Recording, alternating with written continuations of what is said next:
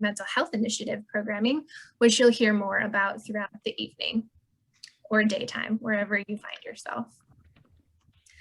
And now it is my great honor to introduce the host for Spoken Word Night, Carol Ann Carl. Carol Ann is the daughter of the beautiful island of Pohnpei in the states of Micronesia. Having graduated with her Bachelor of Science in Biochemistry at the University of Hawaii, she now lives and works in the Kingdom of Hawaii. Currently, Carol Ann is the Grants and Development Assistant at Kokua Kali'i Valley Comprehensive Family Services.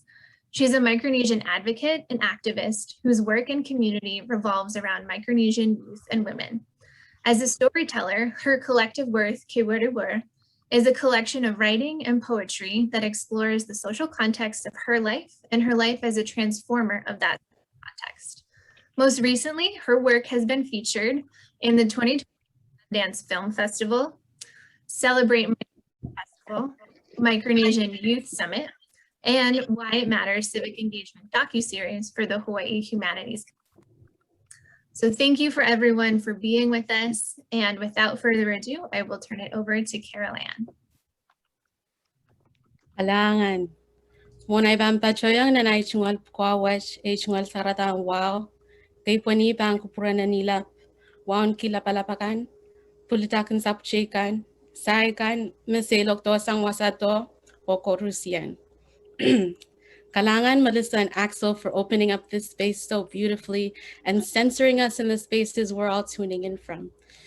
In Pacific Island cultures, mine being merely one of many, the protocol is to always honor the eldest ancestor present first. The eldest is always the land, our grandmother. In honoring her, I ask that you honor each other in this space and your connections. Let those connections embolden your emotions and inspire you to engage with us today. Kasalelia, aloha, and greetings, everyone. Once again, my name is Carol Ann. My pronouns are she, her, hers.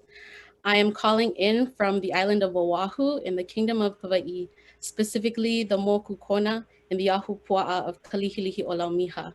It is my pleasure and such an honor to be able to host tonight's event. A few community guidelines before we begin. Please be sure to keep yourself muted during the performances and the speeches. Feel free to turn your videos on and off and do what you need to do to feel comfortable. If you are so moved by the speeches and the performances, use the emojis on your Zoom tools bar below, or type your inspirations into the chat box, whether that be one word, an emotion, an entire sentence that moved you. Because of the nature of spoken word and the emotions that it allows to run freely, there may be sensitive content shared, so content warning. This space, by its nature, is an emotional one. By honoring our own emotions as an audience, we honor the emotions of the storytellers and poets sharing with us today. And by doing so, we allow them to be great and support them in their greatness. So before our first performance by Johnnie Yaj, I would like to share one of my very first spoken word poems. The poem is called Kailanaya, The Other Side of Yesterday, and is about my identity as a Pohnpeian and the multiplicities of that identity as a Micronesian in the settler state of Hawaii.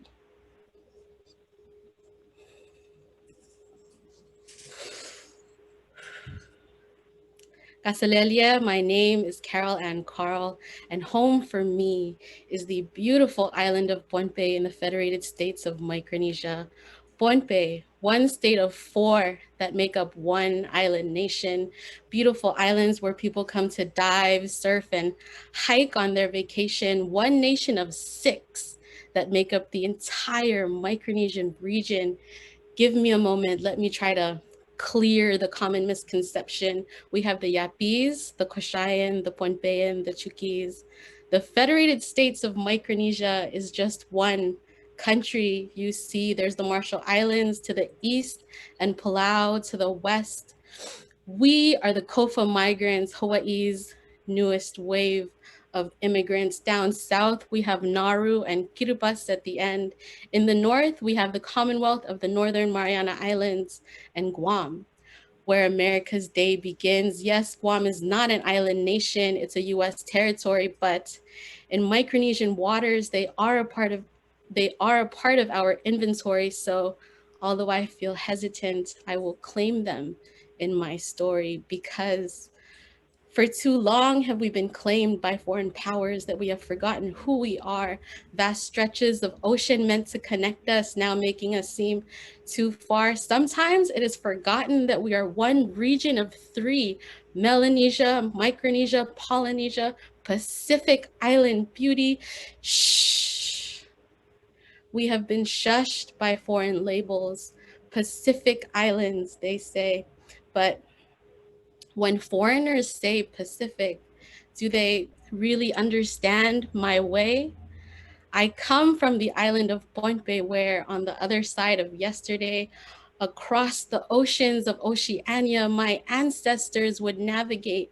On the other side of yesterday, my ancestors had a vision of a new place they could call home, the lagoon of life, an island risen, a crew of 15 members, 9 women and 6 men.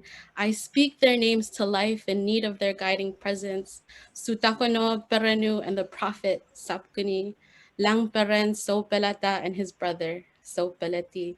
The 9 women were Leo Lele, Liang Kachao Chuk, Liaramen Puel, Lupak Takalang, the Dorkanil, Sapkanil, Balkanil, Mwechu, Saramen Puel. A canoe handcrafted by pivotal women whose power and presence as the journey goes would conjure wind for the voyage. Even on my own life's journey, these women are the seed of my strength, my courage. Along their voyage, an octopus would point them in the direction they seek. Lo and behold, they found the exposed reef. Here they stacked rocks to build an altar in praise. Upon a stone altar is the literal translation of my island's name, Boanpe. For upon that stone altar, my island was built so that more people could voyage to it and navigate more still. The clans came later, calling this island their home, embedding themselves deeply rooted in stone for at least 2,000 years. My culture has thrived despite decades of foreign power. My culture is still alive. I walk through megalithic structures. I pay tribute to chiefs, Jiak, Wow, Sar, traditional concepts the English language fails to describe because of its ambiguity. I tell you the origin story of my island because here I want to make something irrevocably clear. My ancestors were navigators, as you've heard this story go. As such, we claim oceans and islands as continuous homes. We claim the identity of navigator, and along with it, the identity of immigrant. Although I travel by airplane today, I feel the same turbulence. Growing up at Point Bay and being a navigator wasn't just about being able to read stars. Being a navigator is about welcoming everyone who voyages from near and or far. Point Bay, my island, is a place for those who come. It does not matter the color of your skin or what language rolls off your tongue. We are navigators. We are immigrants. We are Oceanians. We are one. Whether you come to stay or just temporarily, we're obligated to treat you customarily with unsolicited respect, humility, and generosity. That is what being a Pohnpeyan who travels, a navigator, means to me. If I could, I would have stayed home to pursue a higher degree, but because of the systems imposed on my island, here is where I find the opportunities. If I could, I would have stayed home rather than being bombarded by such negativity, hearing even government officials say, my country is so bad, we choose to come here because being homeless in Hawaii is better than being rich in Micronesia. Really? Home for me is the beautiful island of Pohnpei, where ever since the other side of yesterday, Immigrant has been my identity because navigation has been my way. My land, my culture, my language, my heritage is my identity. It is not negligent of one. This is what it means to be from where I come from. Kan roroki irapensap o patpatok patapensap sarawi. Be stewards of the land and passionately breathe life into our oral history. Pohnpei is a place for those who come, an island built on an altar of stone. Come to Pohnpei where you will be welcomed with open arms because just like my ancestors, you come to find home. Kalangan. And now I'd like to welcome our first scholar poet of the night.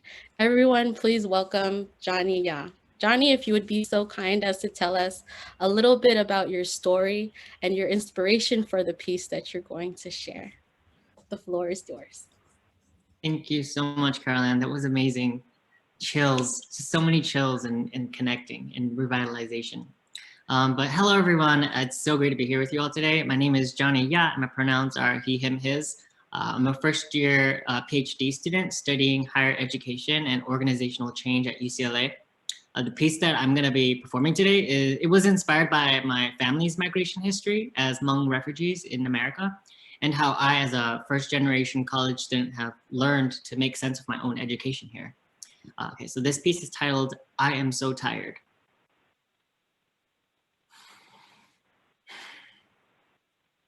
America, I am so tired of your face.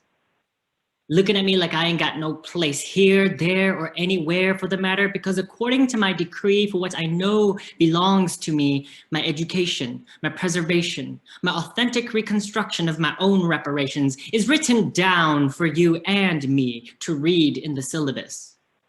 Don't I recall just a few weeks ago, this institution billed me for $100,000 of tuition?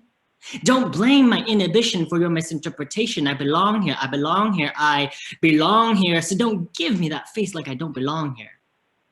I am so tired of telling my story, but I'll do it one last time so you can register it in your head when you use it to talk to me. I am Hmong, ethnically.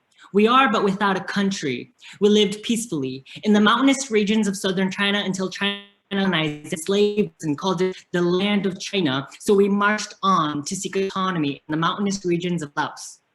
And then the Vietnam War happened. Americans barged in, collected and armed our children, boys ages 12 and up, to fight against communism. And we helped them navigate the jungles of Laos for no pay, no criticism. We marched on only to lose half of our people. And my parents had to march on by foot from Laos to Thailand refugee camps where some of my siblings were born.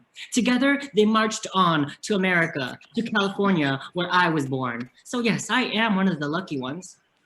Doesn't change the fact that this country is indebted to the historical trauma I had to inherit, because there is enough scientific evidence to prove that my head is a little messed up from the story you just heard about the responsibilities that your country has still not owned up to.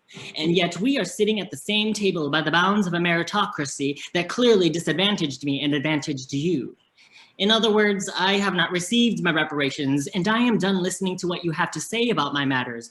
Like the mountains my ancestors occupied, I will have no interest in bowing down to the wind of your lips. I am so tired of your tongue, twisting the grammar of what a language white people determine the rules of, only to disqualify any poetry I got to cite, because it's in my might that exercises the muscle of my tongue. Not your respect, not your defensiveness, and especially not your whiteness, because whiteness has discolored Picasso's palette of paint. And now Picasso is painting race onto the colors of our skin and making you and me decipher whether one is lighter and the other is darker. And because of that, you and I talk like your tongue is tied with two guns and the Second Amendment is there to protect you. But what about me? I am so tired of picking up the scraps, the labor of thinking about race and talking about race, and having to handle white fragility is not something I signed up for. Actually, I did sign up for it. It's embedded into the fabric of all college institutions, and I am merely a vessel that transfers blood from one syllabus to the next in the hopes of plagiarizing another syllabus for the next generation to consume. Isn't that what we're conditioned to do? To recycle the feedback loops of dopamine that you're literally perpetuating with the salary you're getting to sit there and listen to me. I am so tired of challenging the status quo, because never has the status quo ever benefited me. But who cares, right? Because whether the status quo benefits me or not, I have to depend on myself for my success and for my dreams to come true. Because like Martin Luther King, I have a dream too. But at the very least, I have the social, emotional, and political resources that this institution has afforded to me for $100,000 of tuition. I belong here, I belong here, I belong here. And even though I am so freaking tired, I know that my parents ran through many nights of jungle and swam across a river of dead bodies so that I could just stand here inside a mediocre poem. And because that might is embedded in my DNA, I have my reason to march on, America. How about you? Thank you for listening.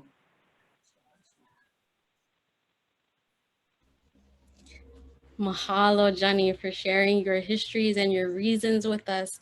That was so beautiful and powerful.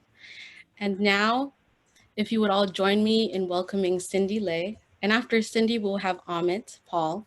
Cindy, if you would share with us your story and the inspirations for your piece. Thank you. Thank you. And many snaps for Johnnie.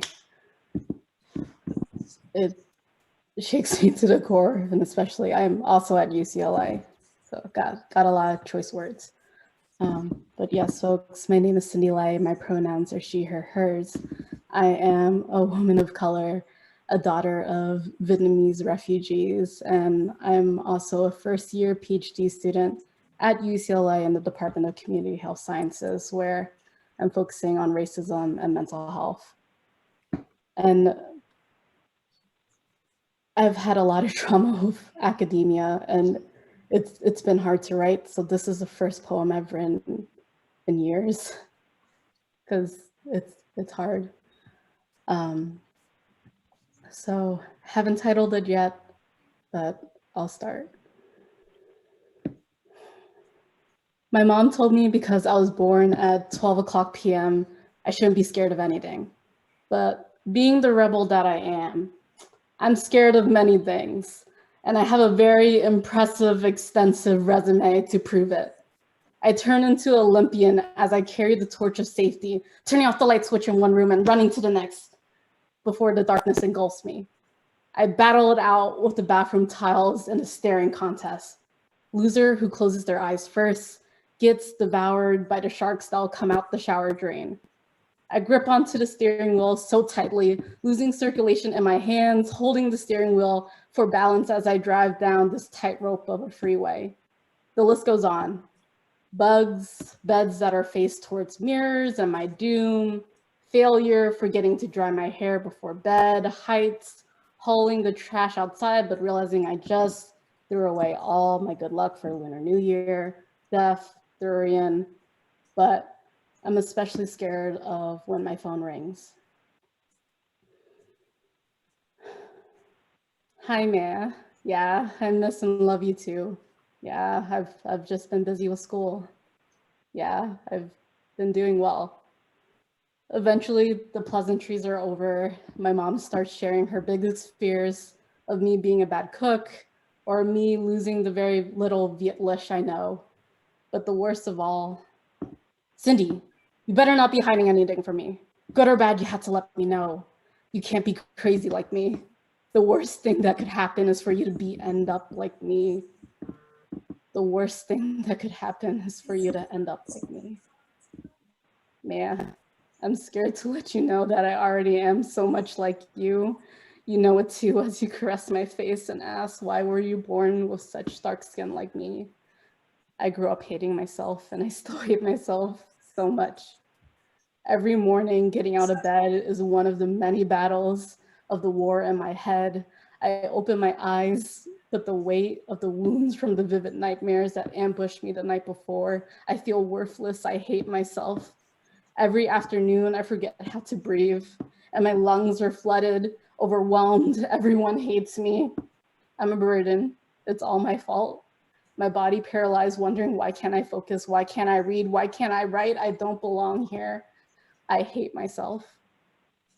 Every evening, my mind is a Google search of every mistake I've ever made, from the one high five that I missed to not being vigilant enough. I keep searching and searching, scared that if I stop, I will be left wondering, should I even be alive right now? But you're right. The worst thing that could happen is for me to end up like you. There are multiple ways you can say mother in Vietnamese, from mẹ to ma. And with an erasure of an accent mark, a word is transformed. Ma is ma, ghost, you haunt me. You drag me to the depths of hell. You possess my mind and body. No exorcism can purge all the pain you inflicted to my soul. But even so, the best thing that could happen is for me to end up like you and me. I kiss your cheek and tell you that I love you. Dark skin is pretty, and if I'm beautiful, it's because I'm your daughter. If my Vietnamese rolled off my tongue as easily as the waves return to shore, I would say that our skin is made from the beauty of the struggle kissed by the sun. Like mother, like daughter, what connects us is trauma. But I'm making sure that the healing starts here. Naming the war that I thought I was fighting alone. Depression, anxiety, ADHD, PTSD, the boogeymans that you warned me by the names of therapy and psychiatry turned out to be guardian angels, breaking the chains of guilt, reminding me to breathe, making rolling out of bed just a bit easier, transforming sleep into a sanctuary. My chosen family have given me a reason to live while I learn how to love myself. Meh, I could never hate you, but I'm still healing. The best thing that could happen is for my future children to end up like us, more than us. But for now, yeah, meh, I'm doing just fine, and I'm not scared of anything. Thank you.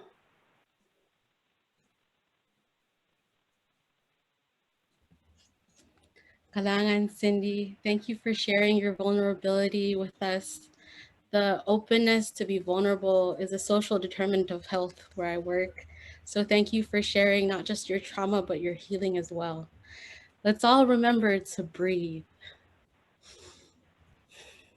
Up next, we have Amit Paul, and after Amit, we will have a few words from Melissa. So without further ado, everyone, please join me in welcoming Amit. Amit, if you would please share with us your story and the inspiration for your piece. Thank you. Yeah, hi everyone. My name is Amit. I was born in India and I'm here in the Bay Area now. I'm starting a program, a Master's in Public Health program at Columbia University pretty soon, so I'm pretty excited about that. I have two poems for you all. The first poem, my inspiration, it's more connected to mental health, and I wanted it to be a little deeper and a little less rhythmic. And my second poem is about more of my Indian culture. It's based on just a food dish, and I want it to be a little bit more rhythmic. And so my first poem is titled Cognition.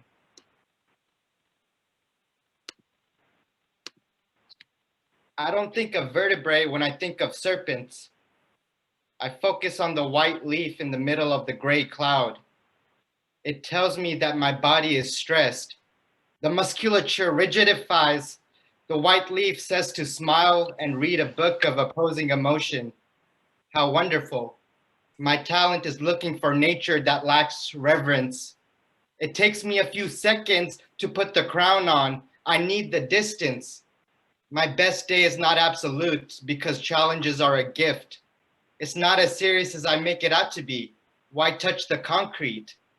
Wake up and come back to the two leaves. They will also pass. Surrender some control or else karma will come for me. My brain is doing its functions. Helpful labels like the labels we put on their tribe. I restrain the urge to connect with objects so that I remain aligned. What if what matters to them does not matter to me? I embody these values in my alertness. The mind has to be strong when restraining what's easy. I displace myself from comfort. Stop the future and past talk. What am I doing to make a difference besides being aware of the breath that loves me? It is the reason that I keep looking for the white leaf and not the green. But I know that beyond the color, it is all the same. And my second poem is titled Masala. Try the darkness, my blood saturated with the turmeric spice. Try the truth, kicking in the womb because plenty of rice. Grounded with a crooked ankle, try not to entertain anger. What happened to heaven? Chop 2.5 onions. Cutting board is walking in pollution. Much thanks for the opinion. 7 to 8 cloves of garlic. I breathe in the privileged fashion. Ginger in small pieces. Pressure turned my soul into a diamond. 2 green chilies. My teeth gnawing because I got more to see. Pour the oil as if I don't know what's modesty. 6 cloves, 4 cardamoms, antioxidants for my organs. 3 bay leaves just for the pleasantry. Recipes in my infantry, my heritage and ancestry. 1 teaspoon of salt for osmosis. Can't win fighting zip codes and biology. Sealing the oppression of my vagus nerve for 3 whistles. 3 tomatoes. Wash the mushrooms. The dirt it came from spilled on my clothes. This handful of cilantro was unwritten in Dante's cantos. My blood is redness, inferno, logic and senses. Add water if you want to. Thank you, everyone. Thank you so much, Amit. That was beautiful. And now, welcoming back Melissa, who will be sharing with us about the APIA Scholars MHI Education Programming. Melissa?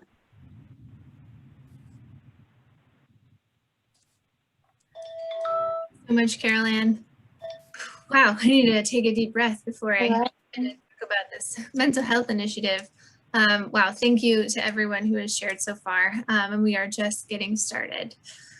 So I said before that I was going to be previewing some of our mental health initiative and some upcoming events that are, or events and components to this new initiative. And so wanted to first share about the educational component.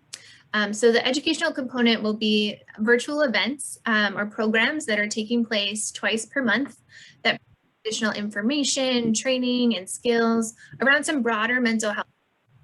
So this will be in the form of panel discussions in which we bring together some experts to talk about mental health in different APIA communities, group reflection, which would involve time to dialogue with other scholars and alumni and reflect on where you are in your mental wellness, mental health journey and how you're doing.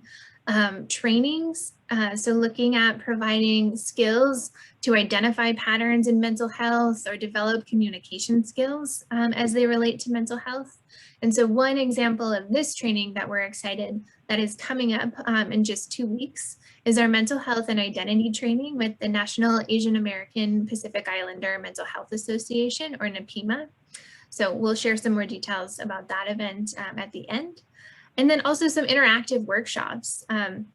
So this is an opportunity to gain some more skills around mental health. So an example of this one is our upcoming Radical Healing, Surviving to Thriving workshop that we'll be putting on in partnership with the Steve Fund. And this one will look at understanding intergenerational trauma and its impact on finding collective healing as they pertain to mental health together. So lots of great things coming up, but it will be 2 programs per month. So stay tuned for more details on those as they come. Thank you, everyone, and I'll give it back to you, Carol Ann. It is so thankful, Melissa, for all that you help us do. How is everyone feeling? Remember to breathe, keep yourself hydrated, whatever it is you need to do to keep feeling comfortable and centered in this space. Transitioning back into our poetry and storytelling, up next we have Pyar Mo. And after Pyar Mo, we have Eloise Lopez. Pyar Mo, if you would please once again share with us your story and inspirations behind this piece. Welcome. Hello, my name is Pyar Mo. I am currently living in Rochester, New York, studying biomedical science. So I was originally born in Thailand refugee camp. Because of the war in Myanmar, my family were forced to flee our home. And not many people heard about us, but here I am.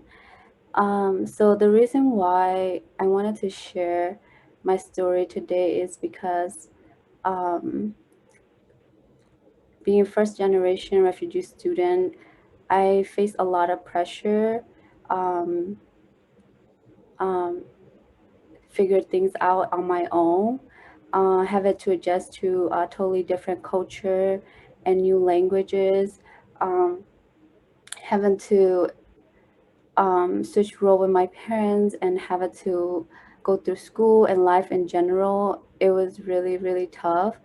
Um, and like not having someone to look up to, and sometimes having to be strong for yourself and your family, and like without really knowing how to take care of myself and my mental health. I really went through a lot of mental illness that I never previously have, and that affected me more than um, I realized. Through time, I learned to understand myself. Um, and it takes me a lot of time. It takes me really long to find the courage to really share with others. Um, so last summer, I went through really, really bad depression, and I know I have to figure it out, why I was feeling that way.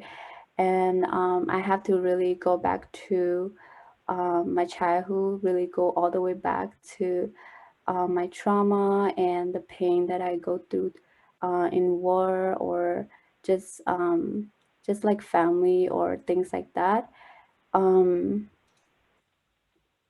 and that really helped me to figure it out why I was, why I was this way. And I didn't figure out everything else, but it really helped me find the pieces that I was the way I am right now. And and I know that finding courage to share stories about your mental illness is really, really difficult, because when I went through it, it takes me so much courage to talk about it within my family, or just with my friend. So I really wanted to take the courage to share with others, because I know with sharing your story, it really helped other people see that they're not alone. And maybe with me sharing my story, um, I can maybe help others find their courage too. So this is a piece of my story through poetry in my YouTube channel. So here you go. Can everyone see it?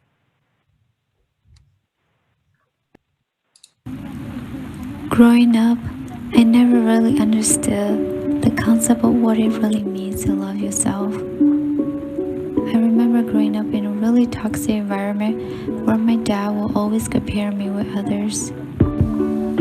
I was still very young at that time. I knew he wanted the best for me, but he never really realized how everything he did ended up affecting my self-love and self-confidence in the long run. I remember I was always feeling so insecure around my peers, but I never really understood why I was feeling that way. My self-love and self-confidence was so low a lot of time, to the point where I end up blaming and torturing myself for it. My self-talk was so toxic that I didn't realize how much I was hurting my own self. I became very depressed during my high school years.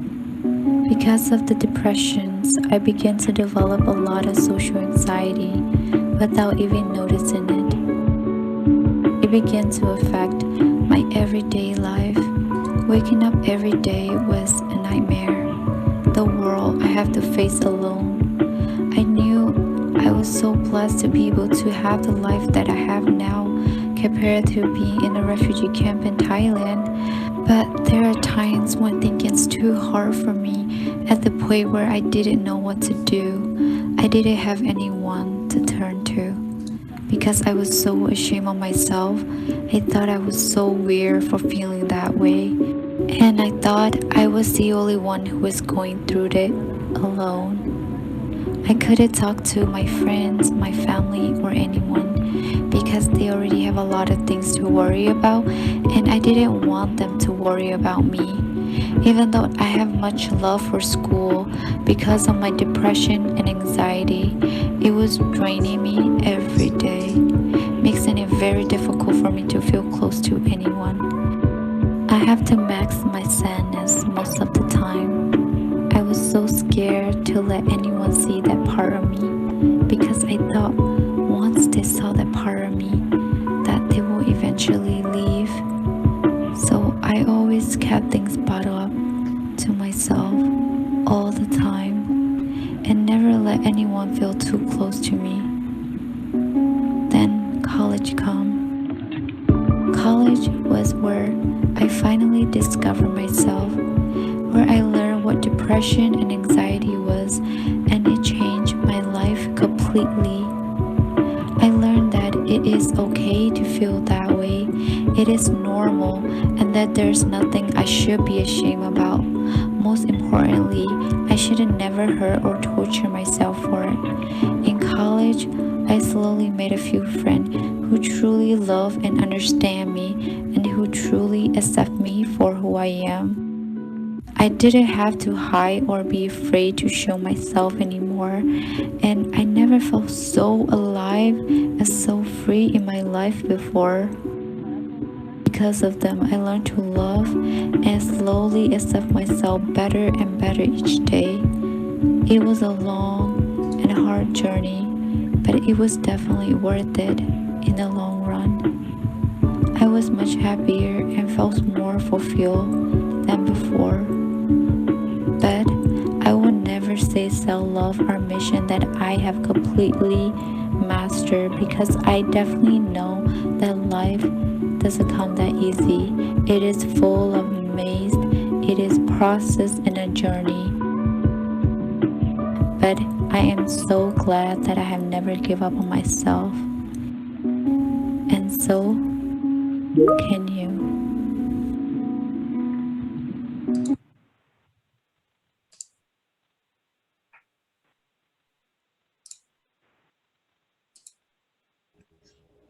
Mahalo, mahalo, piha, Pyar Mo, for giving me the courage through your poetry. I truly, truly appreciate you. Next, I'd like to invite Eloise Lopez to take the spotlight. And after Eloise, we will have Bryant Phan. Eloise, if you would also share with us a little about yourself and your inspirations. Everyone, please welcome Eloise. Hi everyone, my name is Eloise and I am from the Northern Marianas Islands, and I am motivated to come in here because I want to feel the emotion that I had back then when I was attending one of the conferences for the APIA. It was one of the most intriguing moments of my life, and to have that moment again and to learn from you guys, to share that within my own community is so important to me, most especially in times like this where we feel hidden, or we feel that we don't belong, or we feel that we are scarred to many people. However, we shouldn't have the right to be silenced. And that is why coming here at the most intriguing time is really important to me. And I would like to share my piece on the topic of this is how our horizon will be. Just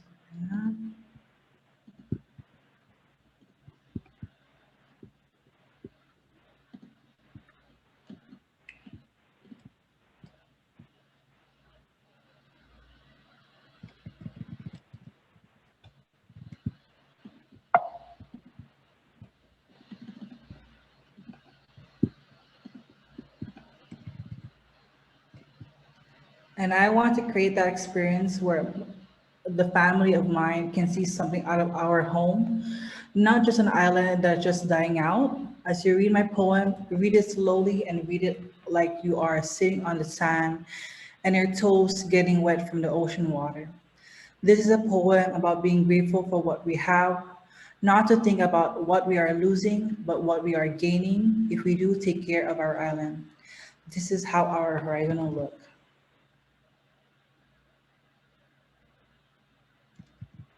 Swish, flop, bibbity, bop. This is how our horizon will look. The ocean brings a family together. All waves collapse against each other, revealing our culture. This is how our horizon will look. The wind will slowly bring the canoe for a race, but really we're sailing in enlightenment. We're sailing with speed and we're proud of who we are. This is how our horizon will look. As we trace our steps towards the ocean, the fruits of the water with the color changing coral and the fishes right below us gives us a sign of times of how we truly became the people we are today. As you sail further from the island, you sail further from your problems.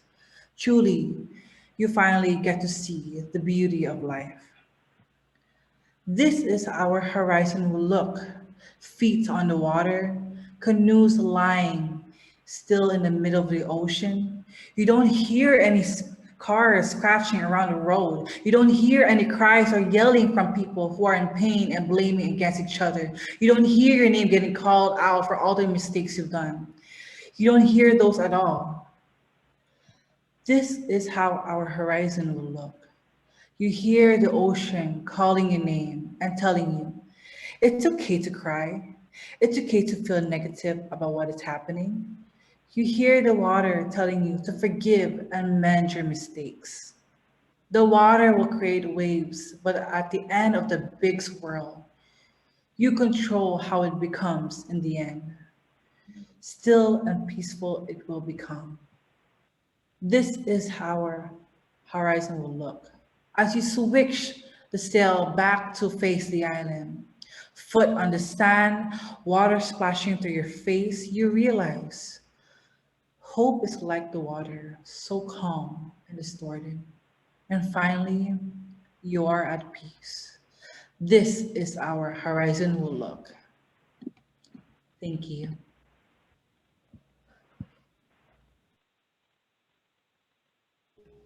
Snaps. Sizus Maasi Eloise. As a Micronesian woman, I trace my steps to our ocean with you. Thank you so much. Now we have Bryant Phan. After Bryant, we will be hearing a little more about mental health initiatives from Sham. Bryant, if you would also please share with us your story and your inspirations behind the piece. The floor is yours. Hello, everyone. My name is Bryant Phan, GMS Scholar, class of 2011. I'm from New York by way of Oakland, California. And the inspiration for this piece is just to kind of tie together a lot of my identities and put them into one, I guess, platform or poem that represents who I am. So yeah, all right, I'll just begin.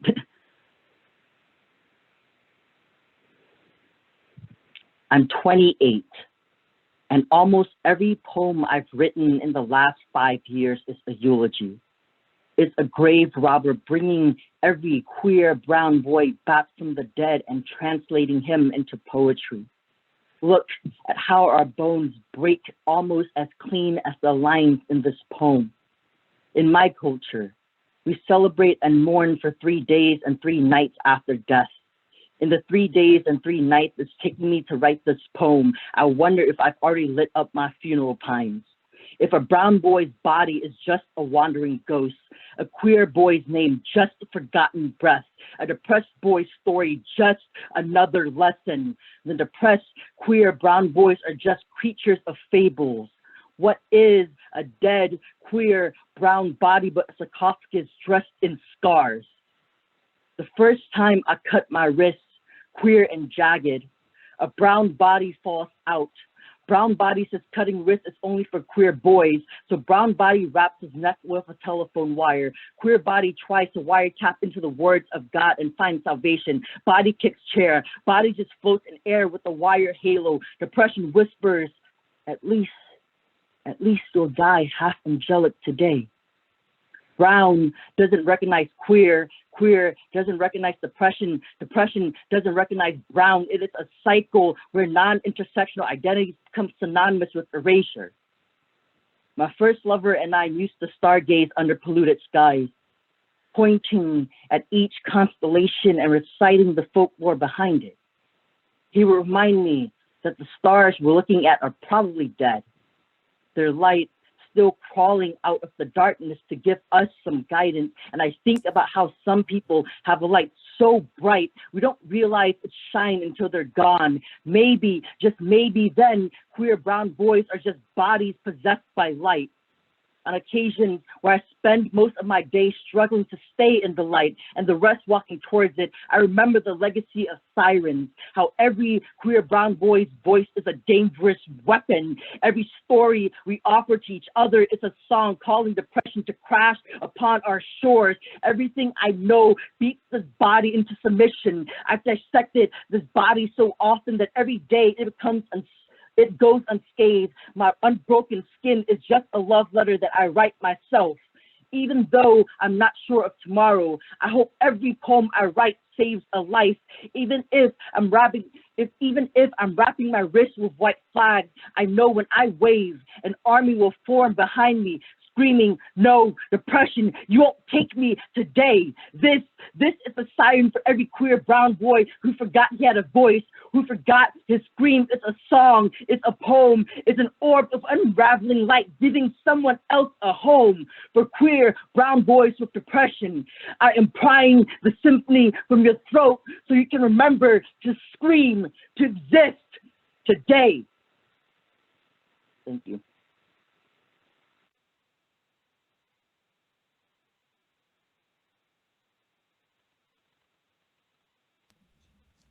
Wow, I have no words, just so much emotion and so much power. So beautiful. Kalangan Bryant. Whew. Let's all take another deep breath. And now, with more about the API Scholars MHI three-pronged approach, let us welcome Sham.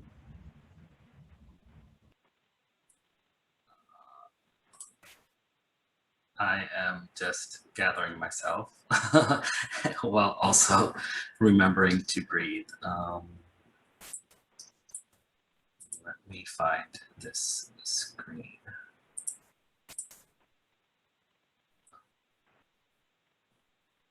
Okay, this is a little different.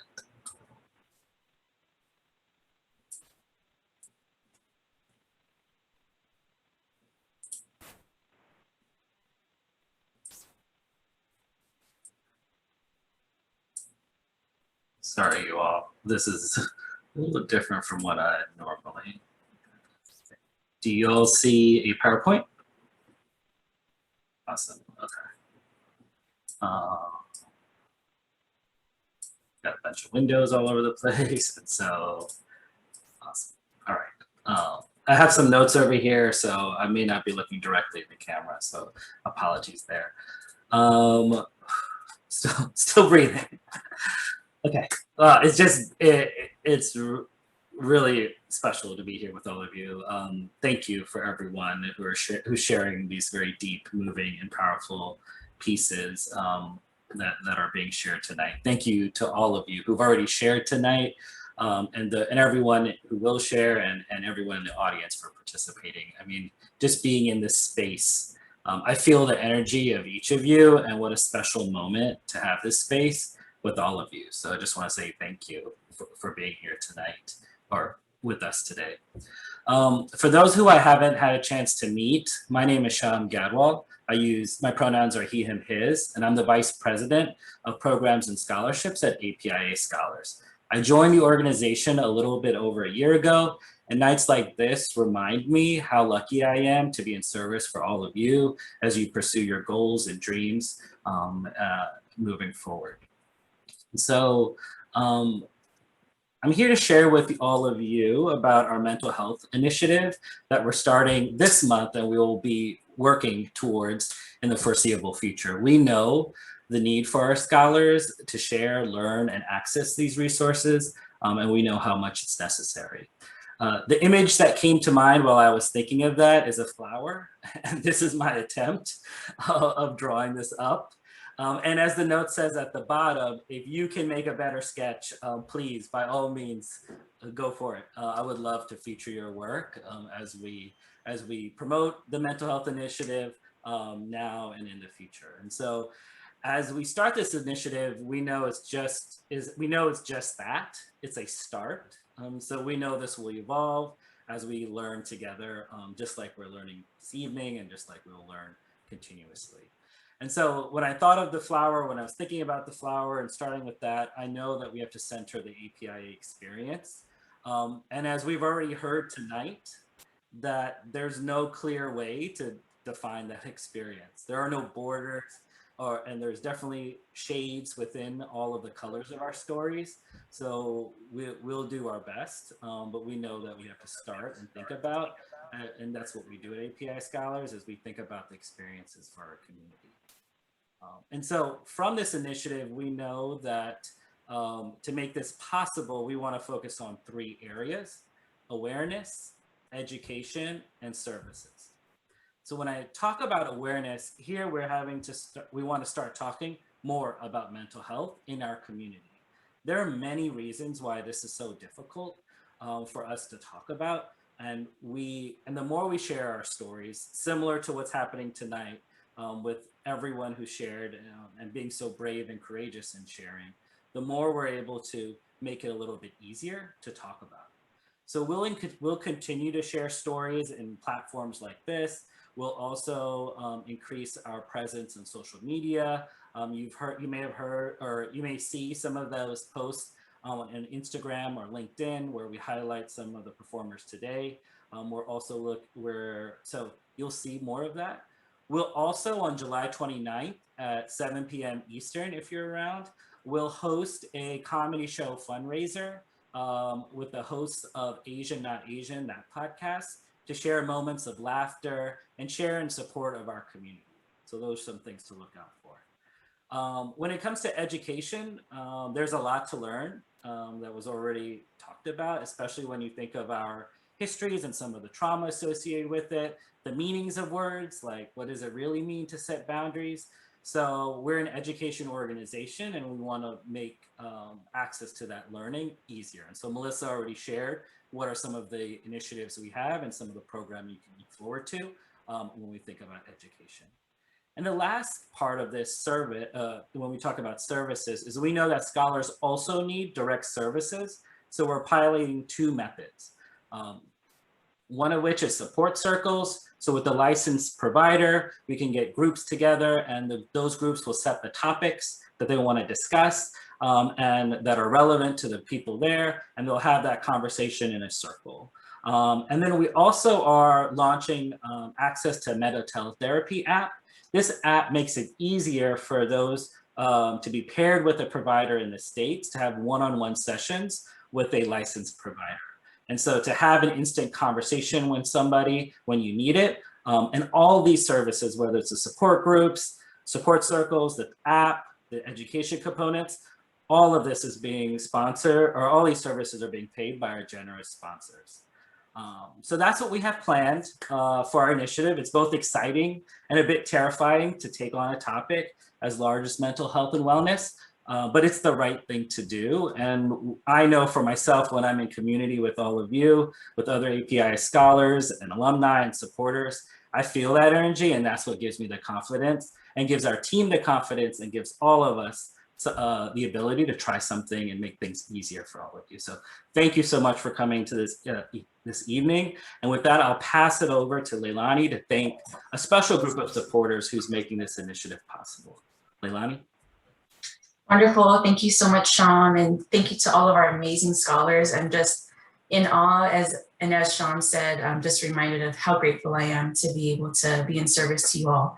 My name is Leilani Matasawa Pimentel. My pronouns are she, her, and hers, and I'm the Director of Development for API Scholars. I also represent my family and my ancestors from the beautiful islands of Samoa and Tokelau.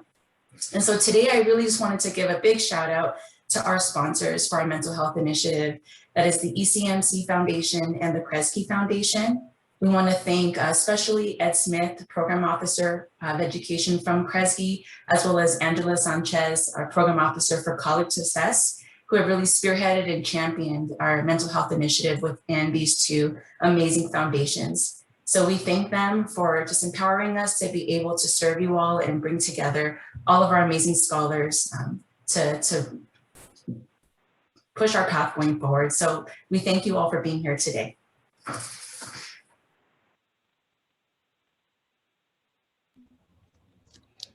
Fafete and mahalo shaman Leilani.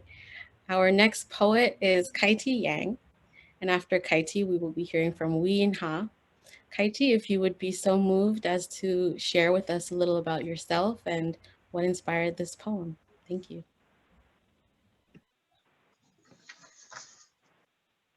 Hi, yes.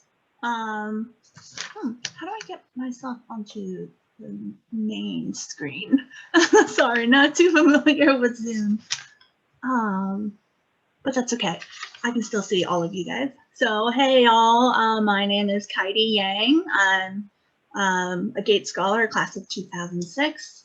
I'm calling in from Charlottesville, Virginia, about 2.5 hours south of Washington, D.C. What inspired me to write this poem, I was actually choosing between one of two poems tonight, but my heart went with this one. I wanted to touch on something that I've been doing spoken word since high school, but I haven't talked enough, I think, about body image, particularly as a Asian female, you know, especially in the Chinese, you know, American, you know, all the pressure to be thin, and me being tall and curvy, I don't fit any of that. So I'm going to be talking about that. So yeah. Oh, pronouns, she, her, they. Okay. So I don't have a title for this one, but here goes. The seamstress and presser warehouse, crushed sardine, Chinese immigrant refugees, labor laws applied not. Occasionally after homework, I came to work. My tiny 5-year-old hands dropping sachet buttons on the floor, to the laughter, to the roar of the women. I learned to find comfort in food. A man peddled fresh Chinese baked goods. Cream-filled sweet buns filled my bitterness as the laborers dropped my name in favor of the more savory fat girl.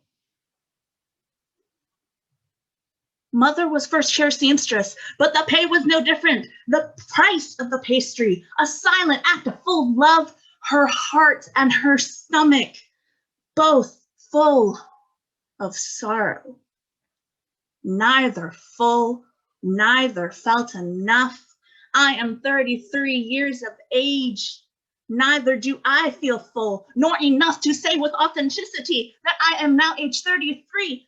Mother arrived on these shores, war refugee, age 33. I think, anyways. Mother arrived on these shores starved, but accepted, as our culture dictates. Thin is in, as has been for dynasties. My curves arrive on the scale with side-eye. Mother tongue meant meager food around our round table, surrounded by dilapidated walls, so narrow, we sought space, our right to occupy. Mother, obsessed with thinness, led me to dabble in anorexia, bulimia. But no one noticed at first how tall, how curvy, how possibly Fat girl binge eats to self-soothe. Fat girl vomits to self-soothe. Fat girl skips meals to occupy space. Ancestral pain breaks when stared down. With a spirit resilient enough to heal, my identity repeats from mothers and her mother, mother before her. I shed dead weight, fat girl, people pleaser, the one also never pleased with myself and fell in love with my thighs, my breasts put behind hatred, traded in for celebration. Celebration of the self, space occupied. I look at my photos with joy now. My self-worth is tied to my self-love. And I recognize I was and still am lovely. Mother, grandmother, great-grandmother, emerge, rise. We are confined no more. I love my body. For every man who hated yours, laugh in the face of every spiteful woman. I roar with the ancient dragons of my heritage, regal beauty unending. I soar, worth my weight in gold of full purity. Today, I savor soul nourishment and occupy my fullness on the curvy queen throne. Thank you.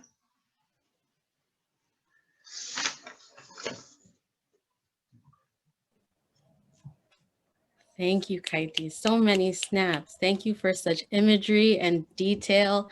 Thank you for celebrating yourself and letting us celebrate with you. Now, welcoming our last and definitely not least APIA poet, Uyen Ha. Uyen, if you would please also share with us a little about your story, yourself, your inspirations. Everyone, please help me in welcoming Uyen with so much love and support. Thank you so much, Carol Ann, for that. I am a GATE scholar from the class of 2009. Thank you all for having me. I appreciate the opportunity to be here and celebrating APIA Heritage Month with people who want to share their stories. And this will be my first performance. So I appreciate your support and love that you're giving me ahead of time. I do want to share an image that I have and a connection that is ringing very true to me right now, almost in a creepy way. So 2 years ago, I was in DC and I came across this picture that you can't even see. That's how that's how it works. It's an image of a family sleeping on the floor, the same way my family did when we first immigrated here. It's interesting because my poem, what I'm going to perform, is about me and my mom. And in the image is a picture of what would be me and my mom in a bed. And it's just happenstance that this was created reflecting the exact birth order in my family. So I wanted to share that with you all, but my ancestor said another day, so we'll have another performance. This poem is inspired by time that I spent with my mom during the quarantine.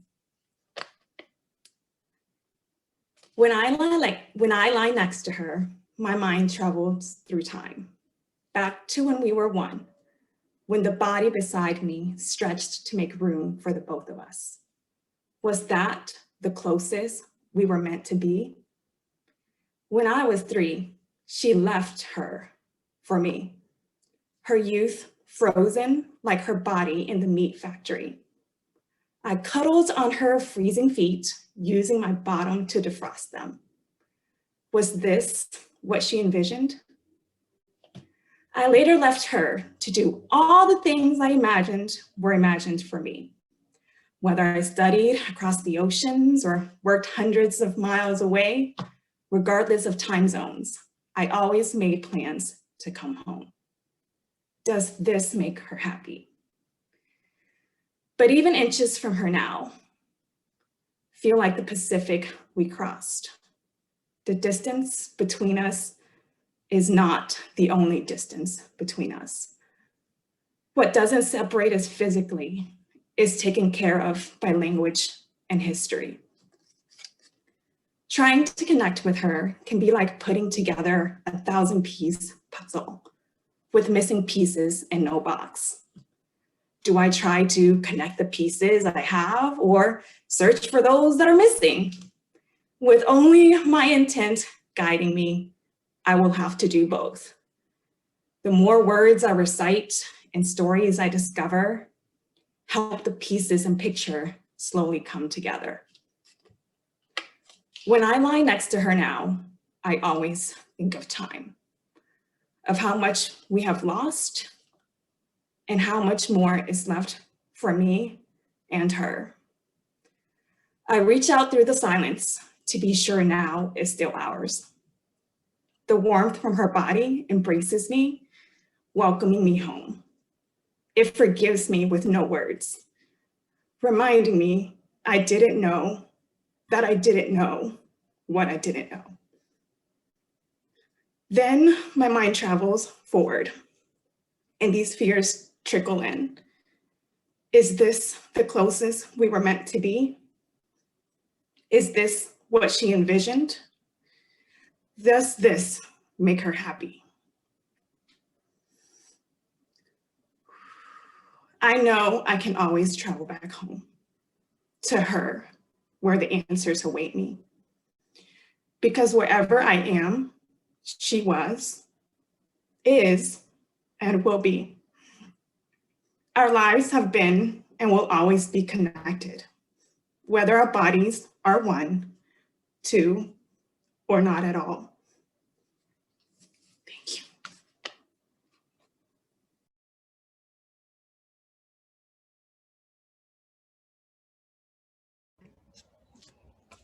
Kalangan Uyen for sharing with us such a powerful story about connection. Thank you so much. Before I leave you all and give it back to Melissa, I would like to share with you all one more of my pieces that was actually inspired by this event today. It also doesn't have a name yet. Look at yourself. See ourselves, extensions of ancestors, hands journeyed through time, cultivating land, ocean, and children. Eyes beholden to multiple cosmologies, ears capable of listening to voices past, present, and future, lips evoking magic with every word spoken. You are powerful. You are timeless. You are. Look at yourself, the person you see, the existence you behold is the extensive culmination of a legacy of stories, our stories. Thank you. Kapung, kapung, kapung. Kalangan to each and every one of you for sharing your stories and sharing your connections. May our future ancestors be inspired by the seeds of hope you sow and the cycles of healing you spin, just as inspired as our current ancestors already are. Thank you all so much again for having me. It was truly, truly an honor. And now, Melissa May. Thank you. Taking a deep breath myself, I think it might be helpful for everyone. Collective breath in and breath out.